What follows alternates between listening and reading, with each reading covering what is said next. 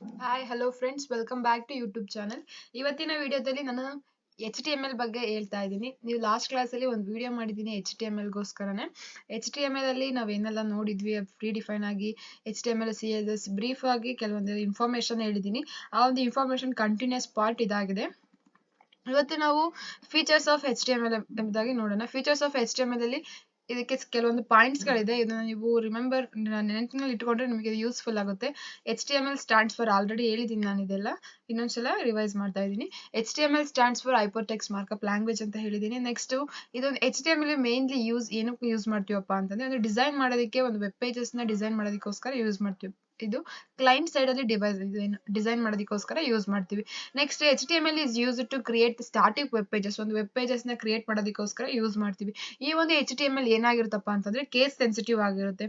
Next HTML is simple and easy language. ಇದೊಂದು HTML ಏನಾಗಿರುತ್ತೆ, return ಮಾಡೋದಕ್ಕೆ ಅಥವಾ ಒಂದು ಸಿಂಪಲ್ ಆಗಿರುತ್ತೆ, ಅಥವಾ ಒಂದು ಲ್ಯಾಂಗ್ವೇಜ್ ಕಾಂಪ್ಲಿಕೇಟೆಡ್ ಆಗಿರಲ್ಲ. ಸಿಂಪಲ್ ಅಂಡ್ ಈಸಿ ಲ್ಯಾಂಗ್ವೇಜ್ ಅಂತ ನಾನು ಹೇಳ್ತೀನಿ. Next HTML programs are executed by the browser when we file is opened in the browser ಅಲ್ಲಿ ನಾವೇನೊಂದು HTML ನ ಓಪನ್ ಮಾಡ್ತೀವೋ, ಕ್ಲೈಂಟ್ ಸೈಡ್ ಅಲ್ಲಿ ಬರ್ದಿರ್ತಕ್ಕಂಥ ಸ್ಕ್ರಿಪ್ಟ್ ನಾವು ಬ್ರೌಸರ್ ಅಲ್ಲಿ ಓಪನ್ ಮಾಡಿ ನೋಡಿದ್ರೆ ಅದು ರನ್ ಆಗುತ್ತೆ. ನಿಮ್ಗೆ ತೋರಿಸ್ತಿರೋದು ನೆಕ್ಸ್ಟ್ ಟೈಮ್ ಯಾವ ತರ ರನ್ ಆಗುತ್ತೆ ಅಂತ. ನೆಕ್ಸ್ಟ್ ಈ ಒಂದು HTML ಪ್ರೋಗ್ರಾಮ್ ನ ನಾವು ಫೈಲ್ ಯಾವ ತರ ಒಂದು ಸೇವ್ ಮಾಡ್ತೀವಪ್ಪ ಅಂದ್ರೆ .html ಎಕ್ಸ್ಟೆನ್ಷನ್ ಅಲ್ಲಿ ಸೇವ್ ಮಾಡ್ತೀವಿ. ಫಾರ್ ಎಕ್ಸಾಂಪಲ್ ಇವಾಗ ಪೈಥಾನ್ ನ py ಅಂತ ಎಕ್ಸ್ಟೆನ್ಷನ್ ಅಲ್ಲಿ ಸೇವ್ ಮಾಡ್ತೀವಿ. ಇವಾಗ ನೆಕ್ಸ್ಟ್ ಸಿ ಪ್ರೋಗ್ರಾಮಿಂಗ್ .c ಅಂತ ಸೇವ್ ಮಾಡ್ತೀವಿ. ಸೇಮ್ ಆಸ್ HTML ಒಂದು ಪ್ರೋಗ್ರಾಮ್ ನ ನಾವೇನಂತ ಸೇವ್ ಮಾಡ್ತೀವಿ, .html ಎಕ್ಸ್ಟೆನ್ಷನ್ ಅಲ್ಲಿ ಸೇವ್ ಮಾಡ್ತೀವಿ. ನೆಕ್ಸ್ಟ್ HTML tags ಅಂತಂದ್ರೆ an HTML code that defines the very structure on HTML page. ಒಂದು HTML ಪೇಜ್ ಅಲ್ಲಿ ಅದರದ್ದೇ ಆದಕ್ಕೊಂದು ಸ್ಟ್ರಕ್ಚರ್ ಇದೆ. ನಾನು ಸ್ಟ್ರಕ್ಚರ್ ಸಹ ಲಾಸ್ಟ್ ಕ್ಲಾಸ್ ಅಲ್ಲಿ ಹೇಳಿದ್ದೆ, ನೀವು ಇಲ್ಲಿ ನೋಡ್ಬೋದು. ನೀವು ಲಾಸ್ಟ್ ವಿಡಿಯೋ ನೋಡಿದ್ರೆ ನಿಮಗೆ ಈಸಿಯಾಗಿ ಅರ್ಥ ಆಗುತ್ತೆ ಏನೇನು ಸ್ಟ್ರಕ್ಚರ್ಸ್ ಎಲ್ಲ ಇದೆ ಅಂತ ಹೇಳಿದ್ದೆ ನಾನು.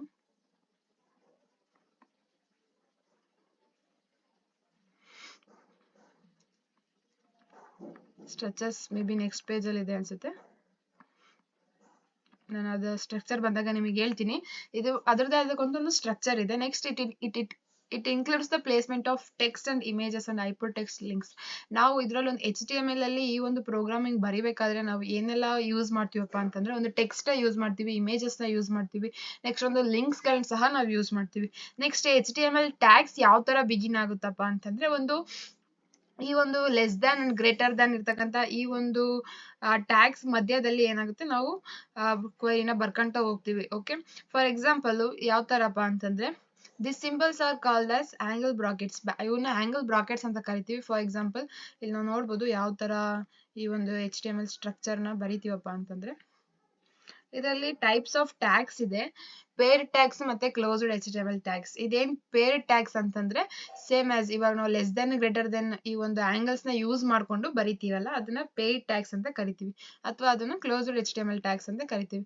Next singular tags and unpaired tags ಅಂದ್ರೆ, ಒಂದು ಏನು ಸ್ಲಾಶ್ ಮಾರ್ಕ್ ನ ಯೂಸ್ ಮಾಡ್ದಲೇ ಬರಿತೀವಿ, ಸೊ ಇದನ್ನ ಸೆಲ್ಫ್ ಕ್ಲೋಸಿಂಗ್ ಟ್ಯಾಗ್ಸ್ ಅಂತಾನೂ ಸಹ ಕರಿತೀವಿ.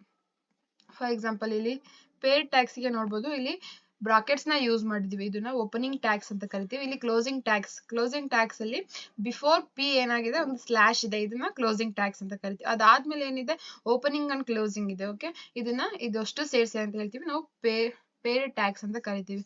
ಈ ಒಂದು ಓಪನಿಂಗ್ ಟ್ಯಾಗ್ಸ್ ಮತ್ತೆ ಕ್ಲೋಸಿಂಗ್ ಟ್ಯಾಗ್ಸ್ ಮತ್ತೆ ಏನ್ ಬರ್ದಿರ್ತೀವೋ ಅದು ಏನಾಗುತ್ತೆ, ಬ್ರೌಸರ್ ಅಲ್ಲಿ ಎಕ್ಸಿಕ್ಯೂಟ್ ಆಗುತ್ತೆ. Okay, this is the content. These two, P means this is the paragraph parameters. Okay, paragraph ಗೆ ಯೂಸ್ ಮಾಡ್ತಕ್ಕಂಥ ಈ ಒಂದು ಟ್ಯಾಗ್ಸ್ ಗಳು P ಅಂತಂದ್ರೆ. ನೆಕ್ಸ್ಟ್ ನಾನು ಟ್ಯಾಗ್ಸ್ ಗಳು ಹೇಳ್ತೀನಿ ಏನೇನಕ್ಕೆಲ್ಲ ಯೂಸ್ ಮಾಡ್ತೀವಿ ಅಂತ.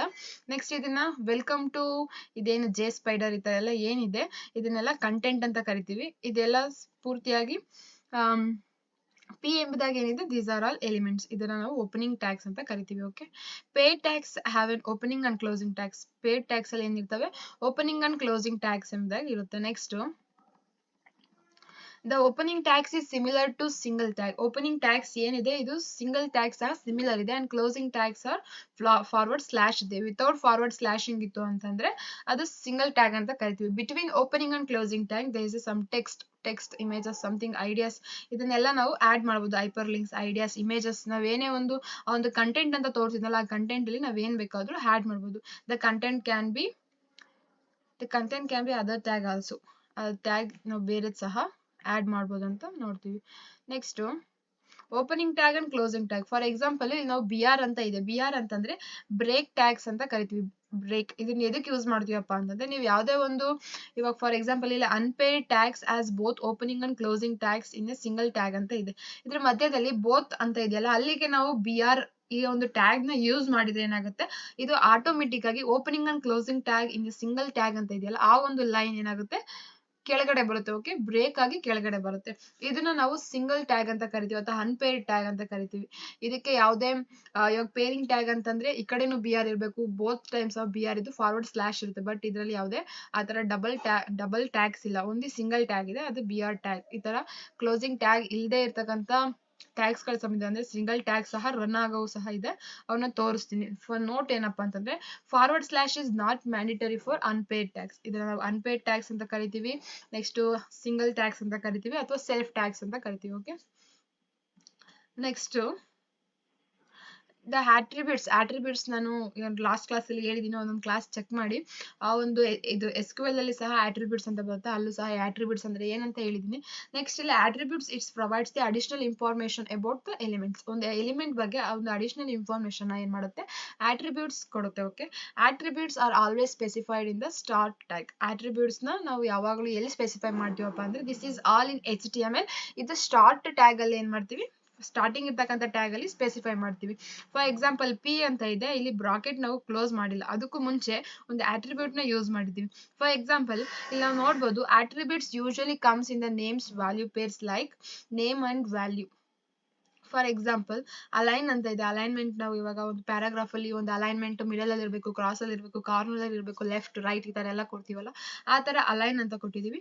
ಇದನ್ನ ನಾವು ಸ್ಟಾರ್ಟಿಂಗ್ ಟ್ಯಾಗ್ ಅಲ್ಲಿ ಯೂಸ್ ಮಾಡ್ತೀವಿ. ಆಟ್ರಿಬ್ಯೂಟ್ಸ್ ನಾವು ಸ್ಟಾರ್ಟಿಂಗ್ ಟ್ಯಾಗ್ ಅಲ್ಲಿ ಯೂಸ್ ಮಾಡ್ತೀವಿ. Align is equal to right ಅಂತ ಕೊಟ್ಟಿದೀವಿ. ಓಕೆ, ನೆಕ್ಸ್ಟ್ ಇಲ್ಲಿ ಏನ್ ನಾವು ಕಂಟೆಂಟ್ ಕೊಟ್ಟಿದೀವಿ ಅದು ರೈಟ್ ಸೈಡ್ ಏನಾಗುತ್ತೆ, ಅಲೈನ್ ಆಗುತ್ತೆ. ನೆಕ್ಸ್ಟ್ ಒಂದು ಫಾರ್ವರ್ಡ್ ಸ್ಲಾಶ್ ಕೊಟ್ಟು ನಾವ್ ಏನ್ ಮಾಡಿದೀವಿ, ಒಂದು ಪ್ಯಾರಾಗ್ರಾಫ್ ಟ್ಯಾಗ್ ನ ಕ್ಲೋಸ್ ಮಾಡಿದೀವಿ. ಇದು ಒಂದು ಏನಂತ ಹೇಳ್ತೀವಿ, ಒಂದು ಅಲೈನ್ ಆಟ್ರಿಬ್ಯೂಟ್ಸ್ ನ ಯೂಸ್ ಮಾಡ್ಕೊಂಡಿರ್ತಕ್ಕಂಥ ಒಂದು ಟ್ಯಾಗ್ಸ್. ಓಕೆ, ಇಲ್ಲಿ ನಾವು ನೋಡ್ಬೋದು ಸ್ಟ್ರಕ್ಚರ್ ಟ್ಯಾಗ್. ನಾನು ಅವಾಗಲೇ ಮೇಲ್ಗಡೆ ಹೇಳ್ತೆ ಸ್ಟ್ರಕ್ಚರ್ ಟ್ಯಾಗ್ ಯಾವ ತರ ಎಲ್ಲ ಯೂಸ್ ಮಾಡ್ತೀವಿ ಅಂತ. ಫಸ್ಟ್ ಇದಕ್ಕೆ ಒಂದು ಸ್ಟ್ರಕ್ಚರ್ ಇದೆ. ಓಕೆ, ಮೇಲ್ಗಡೆ ಆಟ್ರಿಬ್ಯೂಟ್ಸ್ ಎಲ್ಲ ಅರ್ಥ ಆಗಿದೆ ಅನ್ಕೊಂತೀನಿ.